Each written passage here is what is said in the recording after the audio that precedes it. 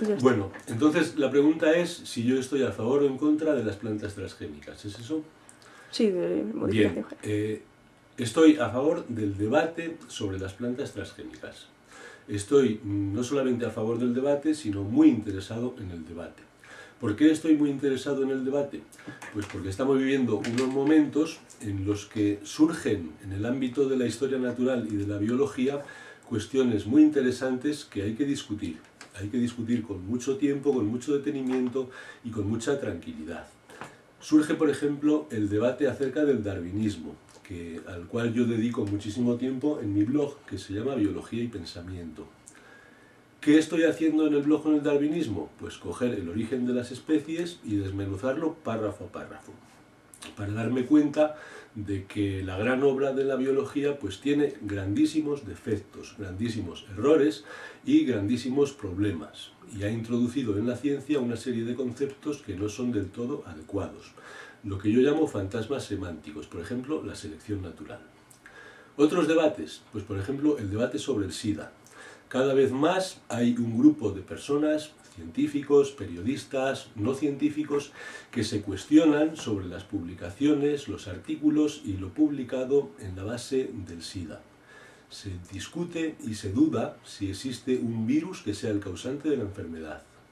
Me preguntaríais si estoy a favor o estoy en contra de la versión oficial del virus del SIDA. Pues de momento no me manifiesto, estoy a favor del debate. Con las plantas transgénicas ocurre una cosa muy parecida. Prefiero de entrada no manifestarme, pero sí manifestarme en favor del debate. ¿En qué sentido estoy a favor del debate? Pues lo voy a intentar explicar. El debate es muy importante porque pone de manifiesto las estrategias que utilizan los que defienden posturas diferentes.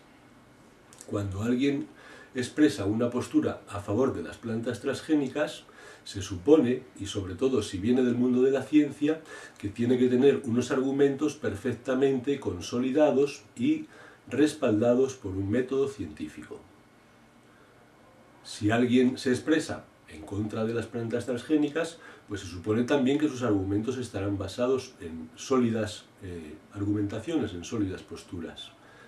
Pero lo que más llama la atención es cuando en uno de estos debates ocurre un fenómeno curiosísimo, y es que aquellos científicos o aquellas personas que sostienen puntos de vista científicos saltan a la carga con argumentos completamente anticientíficos, en lo que yo he llamado fundamentalismo científico.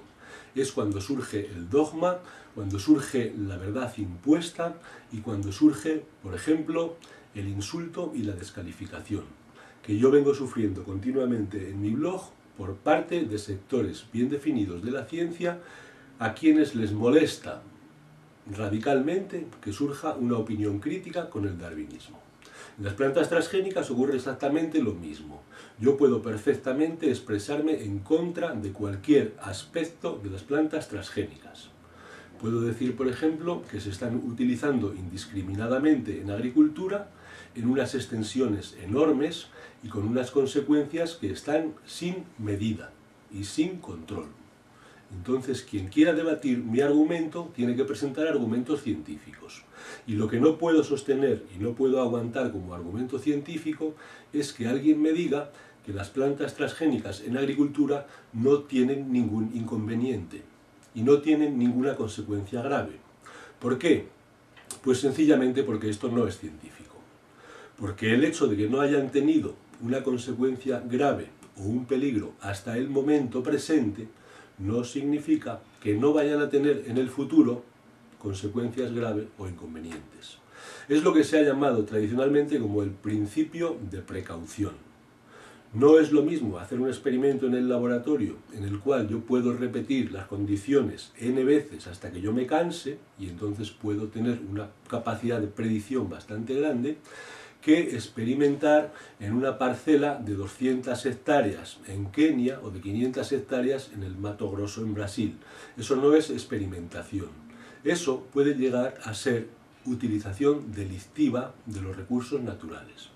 Entonces, a la hora de plantearse cualquier posición con las plantas transgénicas, hay que definir muy bien el campo en el que vamos a tratar y el punto concreto que vamos a discutir. No será lo mismo un experimento puntual con una planta transgénica en el laboratorio, seguramente los riesgos podrán estar muy limitados, que un experimento en el campo en grandes extensiones y por una grande duración de tiempo, que va a tener unas consecuencias seguramente imprevisibles. Y de hecho, pues cada vez más estamos viendo en la literatura, no ya en la literatura marginal, sino en la literatura científica, artículos y revisiones que vienen a decir que efectivamente la utilización de ciertos genes en agricultura pues tiene consecuencias indeseables.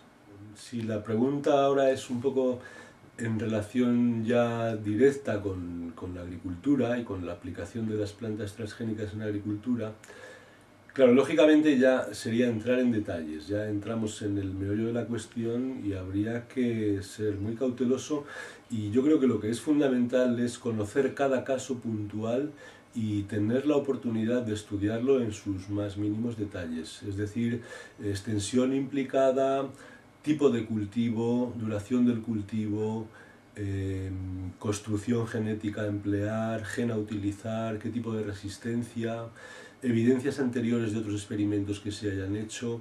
Yo creo que siempre, en general, se respeta poco el principio de precaución, y aunque, como decía antes, pues hay cada vez más datos en la bibliografía y artículos que sugieren en una dirección y en otra, pero cada vez hay más datos indicando que en particular las resistencias a insectos y resistencias a herbicidas pueden transmitirse, en contrario de lo que se nos venía diciendo, que aquello era bastante estable. Entonces, si pueden transmitirse, pues realmente esto puede tener consecuencias de gran alcance. Y también se escucha, por ejemplo, que los problemas que están teniendo las abejas y la producción de miel, que puede estar relacionada con los transgénicos. Entonces yo creo que es muy importante que cada caso particular se analice en sus menores detalles y se tenga en cuenta siempre la opinión, sobre todo de los sectores críticos, concretamente de los pequeños agricultores, de los agricultores de tendencia más bien conservadora, de los grupos ecologistas y verdes, y fundamentalmente de los científicos críticos, porque es una cosa muy curiosa que dentro de los dominios de la ciencia, cuando aparece una postura crítica, la respuesta inmediata es a darle una patada y decir: usted se calla, que no sabe lo que dice.